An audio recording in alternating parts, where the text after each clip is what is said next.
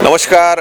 आज हिवाळी अधिवेशन जे नागपूरला सुरू आहे त्याचा आज चौथा दिवस आहे आणि आपण बघितलं असेल की मागील 3 दिवस आणि आजच्या चौथ्या दिवसात सुद्धा विदर्भातील प्रश्न असतील किंवा इतर प्रश्न असतील, म्हणजे या संदर्भामध्ये आपण बघितलं शेतकऱ्यांचा जो प्रश्न आहे, शेतकऱ्यांच्या अवकाळी पावसामुळे जो नुकसान झाल्याचा विषय आहे, असे बरेचसे विषय या ठिकाणी अद्यापही प्रॉपरली हाताळल्या गेलेले नाहीत। आणि आपण या ठिकाणी ज्या पद्धतीचे मोर्चे येत आहेत किंवा लोकांच्या ज्या मागण्या आहेत त्याच्याकडे सुद्धा या अधिवेशनामध्ये पूर्णपणे दुर्लक्ष होतं आहे। कारण महत्त्वाची बाब आहे एकीकडे 7 दिवसाचं हे अधिवेशन आणि त्याच्यामध्ये चर्चा करायला या ठिकाणी वेळ नाही अशी ही परिस्थिती आहे। काही विधेयकं फक्त या अधिवेशनामध्ये मंजूर होण्याव्यतिरिक्त दुसरं असं कुठलंही, आणि विरोधी पक्षसुद्धा पाहिजे त्या पद्धतीने या अधिवेशनात हवी झालेला दिसत नाही।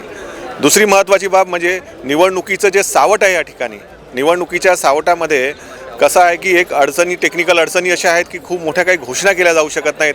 अशी परिस्थिती असताना ज्या पद्धतीचं वातावरण यावेळी हिवाळी अधिवेशनाचं आहे आणि नागपूरमध्ये होणाऱ्या हिवाळी अधिवेशनाचा एकीकडे तर जो परिस्थिती या ठिकाणी आलेली आहे, आणि म्हणूनच म्हणण्याचं तात्पर्य असं की आता उर्वरित 3 दिवसामध्ये असे कुठले विषय या ठिकाणी हाताळले जातात आणि त्या माध्यमातून खऱ्या अर्थाने शेतकऱ्यांनाच नाही तर या ठिकाणातील विदर्भातील जनतेलाच कुठला न्याय मिळतो हे बघण्यासारखं असेल।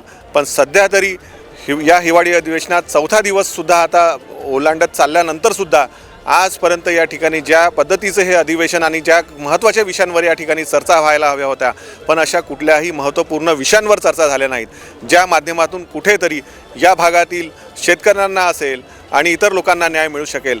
तोपर्यंत आता येणाऱ्या 3 दिवसात आणखी कुठले विषय हाताळले जातात आणि त्या माध्यमातून खऱ्या अर्थाने या भागातील लोकांना न्याय मिळतो का हे आपण बघूया। तोपर्यंत धन्यवाद।